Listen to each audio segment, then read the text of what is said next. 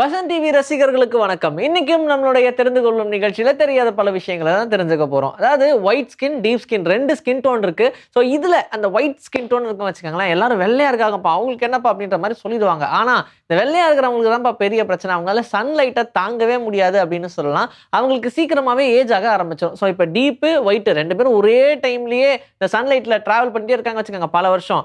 அதுலயுமே ஒரு 5 இயர்ஸ் யங்கரா இந்த டீப் ஸ்கின் டோன்ல இருக்கிறவங்க தெரிவாங்க அப்படின்ற மாதிரி சொல்றாங்க. ஆனா ஒயிட் ஸ்கின் டோன்ல இருக்கிறவங்களுக்கு டெஃபினட்டா சீக்கிரமா ஏஜ் ஆயிடும் அப்படின்ற மாதிரி சொல்றாங்க. இது ஒரு ஸ்டடியில தான் ப்ரூவ் ஆயிருக்கு. ஆனா ஒயிட் ஸ்கின் டோன்ல இருக்கிறவங்க மட்டும் சாதாரணமா அப்படின்ற மாதிரி அவங்களால குளிர ரொம்ப ஈஸியா தாங்கிக்க முடியும். அந்த டீப் ஸ்கின் டோன் இருக்கிறவங்கள ஒயிட் ஸ்கின் டோன்ல இருக்கிறவங்களுக்கு நல்லா குளிர தாங்கக்கூடிய சக்தி இருக்கு அப்படின்ற மாதிரிலாம் சொல்றாங்க.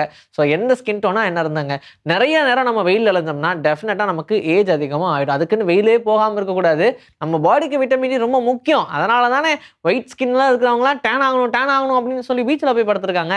அதனால ஒயிட் ஸ்கின் டோனுக்கு கண்டிப்பா விட்டமின் டி முக்கியம். டீப் ஸ்கின் டோனுக்கும் விட்டமின் டி முக்கியம். ஆனா என்ன, அது சரியான அளவுல இருக்கணும். நிறைய பேர் ஸ்கூலுக்கோ ஆஃபீஸ்க்கோ லேட்டா வருவாங்க. ஆனா அவங்கள பார்த்து சொல்ற ஒரு காமனான விஷயம் என்ன, எப்படியா நீ படிச்சு உருப்பட போற, எப்படிப்பா நீ வேலையில அடுத்தடுத்த லெவலுக்கு போற அப்படின்லாம் சொல்லுவாங்க. ஆனா உண்மையிலுமே ஒரு ஸ்டடி எடுத்திருக்காங்க. என்னன்னா, லேட்டா யாரெல்லாம் வராங்களோ அவங்க மோர் கிரியேட்டிவா இருப்பாங்க அப்படின்ற மாதிரி சொல்றாங்க. எனக்கு புரியவே இல்லை. அவசர அவசரமா அடிச்சு பிடிச்சு ஓடி வர டைம்ல எப்படி அவனுக்கு கிரியேட்டிவ் இருக்கும்? இது மேபி ஒரு 50% ஆஃப் பீப்புளுக்கு ஒர்க் ஆகலாம். ஏன்னா இந்த ஹோம் ஒர்க்லாம் பண்ணுவாங்க இல்லையா, ஹோம் ஒர்க் பண்றவங்களே வேகமா பண்றவங்களுக்கும் ஸ்லோவா பண்றவங்களுக்கும் டிஃபரன்ஸ் இருக்கு. ஸ்லோவா பண்றவங்க இதுல என்ன இருக்கு அப்படின்றத மெமரைஸ் பண்ணி பண்ணுவாங்க. ஆனா ரொம்ப வேகமா பண்றவங்க அப்படியே அடிச்சுடுறேன் பாரு, நீ அடிச்சாங்க அப்படியே அடிச்சு விட்டு போயிடுவாங்க. ஸோ மேபி அவங்க இப்போ ஒரு மீட்டிங்காக போறாங்க, அவங்க லேட்டா வராங்கன்னா மோர் ஓவர் அவங்க தேவையான அளவுக்கு ப்ரிப்பேர்டா இருப்பாங்க அப்படின்ற மாதிரி சொல்றாங்களாம்.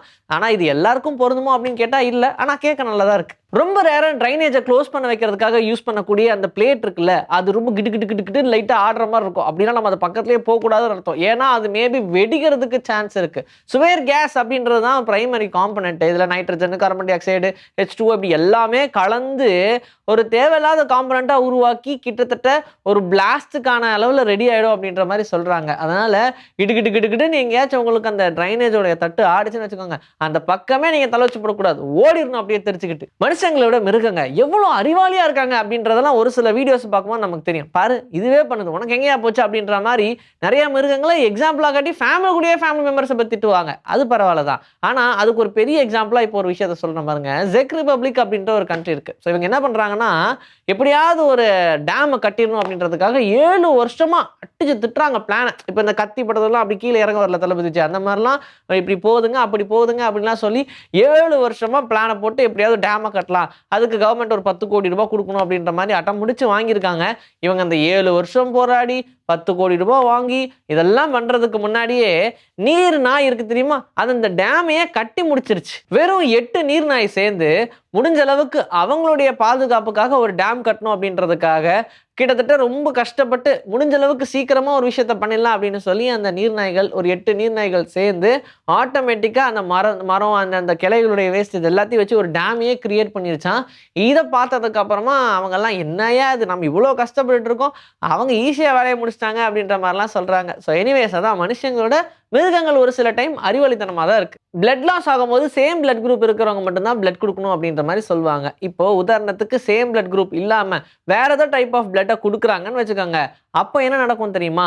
இப்போ பிளட் உள்ள போன உடனே நம்மளுடைய இம்யூன் சிஸ்டம்லாம் என்ன நினைக்குமா, அந்த இருக்கக்கூடிய பிளட் எல்லாம் வைரஸ் பாக்டீரியா அடிச்சு நவுத்து அப்படின்ற மாதிரி அது கூட போராடிட்டு இருக்கும். ரெண்டுமே பார்த்தீங்கன்னா ஈக்குவல் ஸ்ட்ரென்த் இருக்கிறதுனால எதுவுமே நடக்காது. பாடிக்குள்ள இருக்கக்கூடிய ஆர்கன்ஸ் ஒன்னொன்னா டிஃபெக்ட் ஆக ஆரம்பிச்சிடும். இதனால டோட்டல் பாடியுமே அப்செட் ஆகிறதுக்கு சான்ஸ் இருக்கு அப்படின்னு சொல்றாங்க. ரொம்ப டேஞ்சரஸான சிச்சுவேஷனுக்கு போறதுக்கும் வாய்ப்பு இருக்கு. அதனாலதான் ஒரு தடவைக்கு 2 தடவை யோசிச்சு கரெக்டா கொடுக்கணும் அப்படின்றதுல டாக்டர் ரொம்பவே ஃபோக்கஸ்டா இருப்பாங்க. இன்னைக்கு நம்மளுடைய தெரிந்து கொள்வோம்ல தெரியாத பல விஷயங்களை தெரிஞ்சுக்கிட்டோம். இதே மாதிரி சூப்பரான கண்டென்ட்டோட உங்களை நான் சந்திக்கிறேன். Until then, this is bye from Vijay Sri. Take care.